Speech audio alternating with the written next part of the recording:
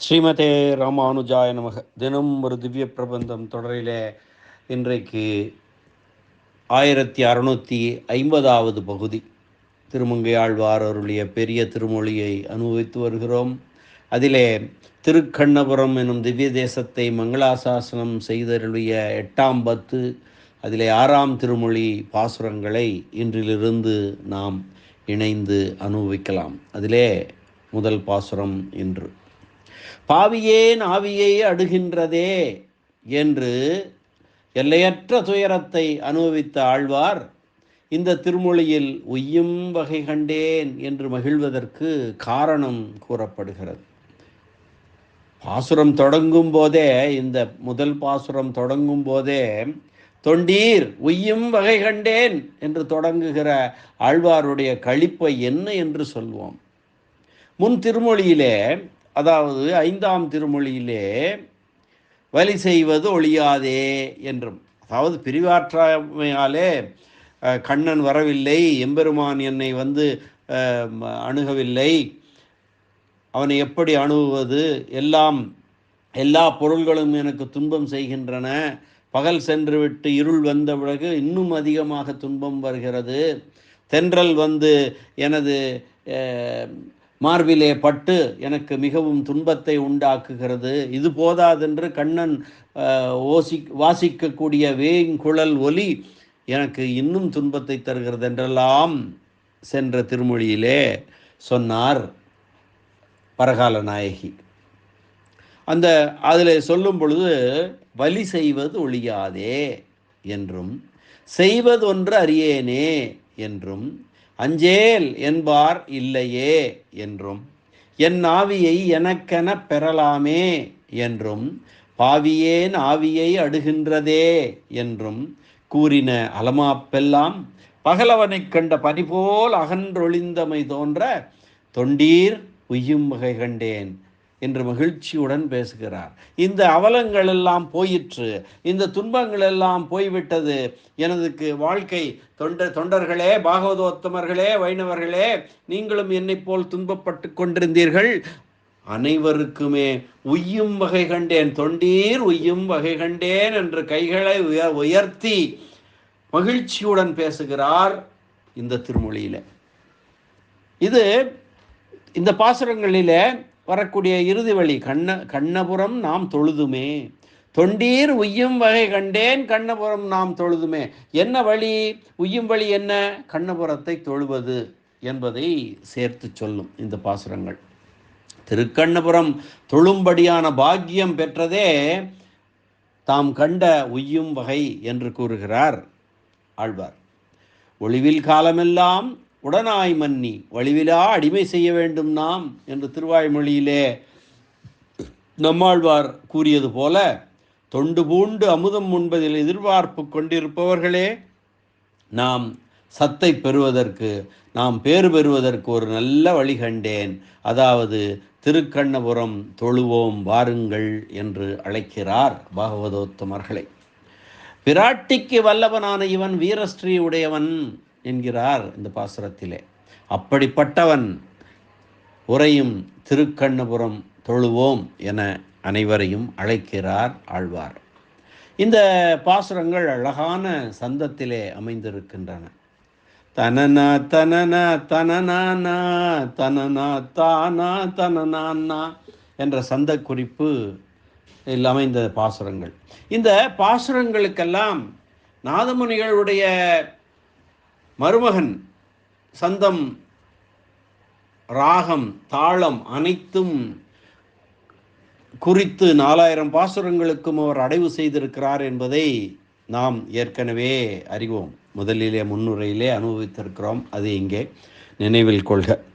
இப்பொழுது இந்த பாசுரம் தனனா தனனா தனனா தனனா தானா தனனா தொண்டீர் உய்யும் வகை கண்டேன் துளங்கா அரசர் துளங்கமுன் திந்தோள் நிமிர சிலை வளைய சிறிதே முனிந்த திருமார்வன் வண்டார் குழ்ந்தல் மலர்மங்கை வடிக்கண் மடந்தை மானோக்கம் கண்டான் கண்டு கொண்டுகந்த கண்ணபுரம் நாம் தொழுதுமே.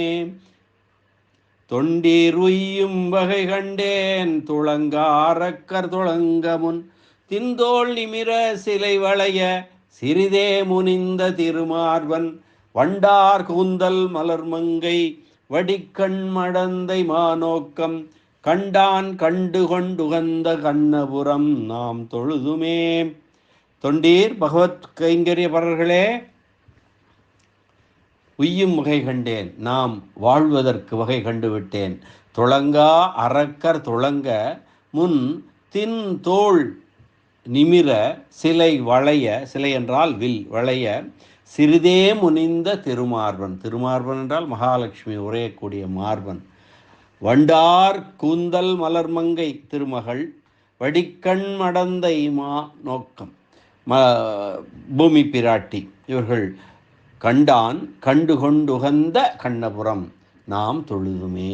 துளங்கல் என்றதால் அஞ்சுதல், அஞ்சாத அரக்கர்கள் அஞ்சும்படியாக முன்னர் தனது தின் தோள் நிமிர சிலையை வில்லை வளைய அம்பெய்தவன், அவர்கள் மேல் கோபித்த சிறிதே சற்றே கோபித்த மலர் மார்பன் திருமார்பன் என்று சொல்கிறார். விளக்கத்தை பார்க்கலாம். பகவத் கைங்கரியத்தில் விருப்பம் உள்ளவர்களே, பிழைக்கும் வழியை தெரிந்து கொண்டேன். ஒரு காலத்தில் ஒரு நாளும் துன்பமறியாத அரக்கர்கள் துன்பப்படும்படியாக வலிய தோள்கள் நிமிரவும் வில் வளையவும் சிறிதே சீற்றம் கொண்டவனாய் அரக்கர்களை அழித்த எம்பெருமான் திருமகளை திருமார்பிலே உடையவனாய் பெரிய பிராட்டியார் பூமி பிராட்டியார் இவர்களுடைய சிறந்த கடைக்கண் பார்வையை அனுபவிப்பவனான எம்பெருமான் நித்தியவாசத்திற்கு பாங்கான இடம் என்று அறிந்து மகிழ்ந்து உறையுமிடமான திருக்கண்ணபுரத்தை நாம் தொழுவோம் என்பதுதான் இந்த பாசுரத்துடைய நேரடியான பொருளாகும்.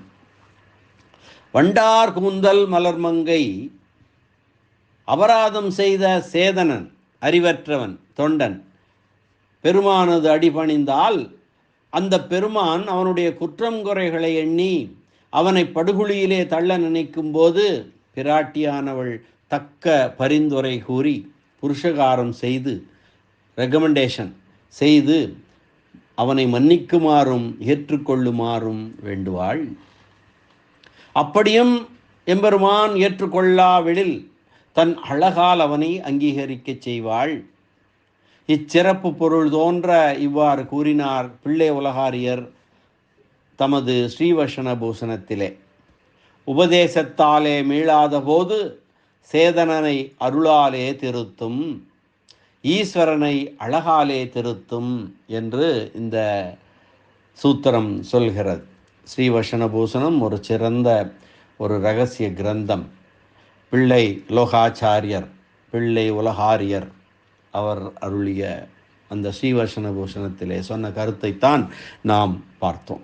இனி வியாக்கியான சக்கரவர்த்தி பெரியவாச்சான் பிள்ளையினுடைய உரையினை பார்க்கலாம்.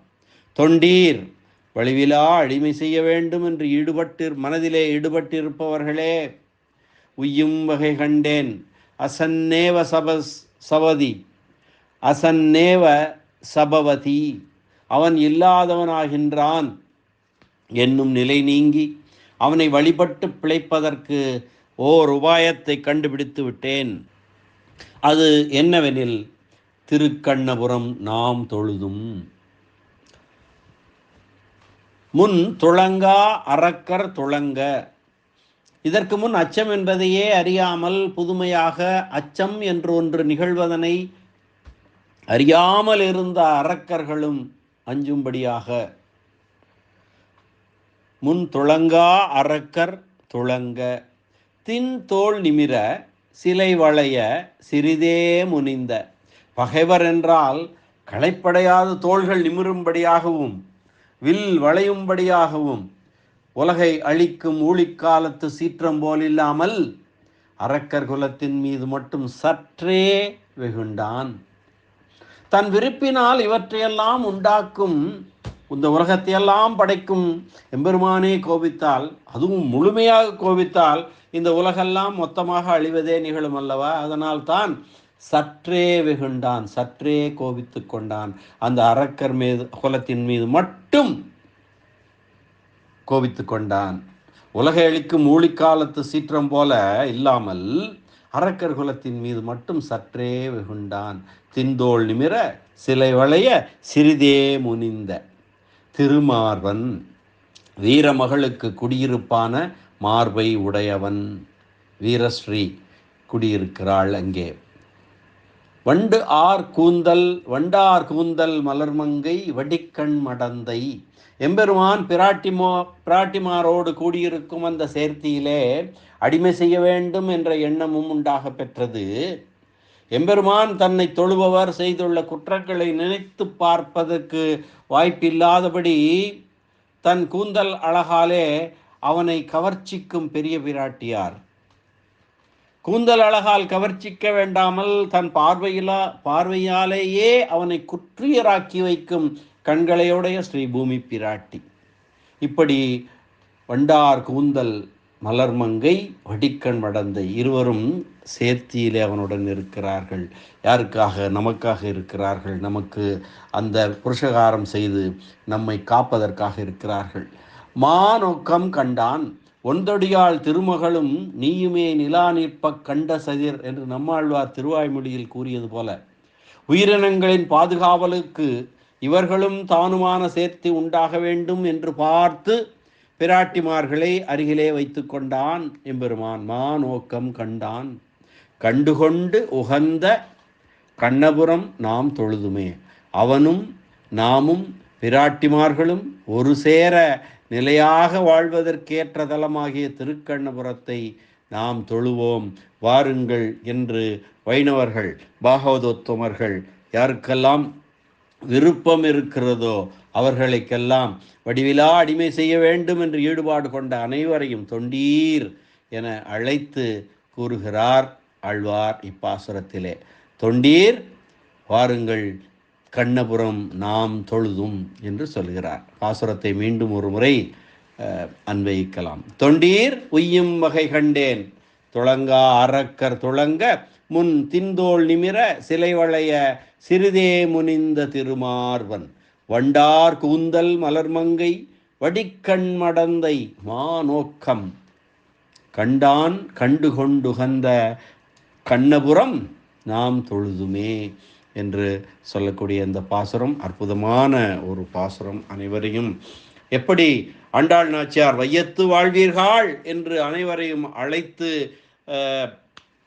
எம்பெருமானை அனுபவிக்க கூப்பிட்டாளோ அதுபோல இங்கே தொண்டீர் வாருங்கள் திருக்கண்ணபுரம் தொழுவோம் என்று திருமங்கையாழ்வார் கூறுகிறார் இந்த பாசுரத்திலே. அற்புதமான பாசுரம்.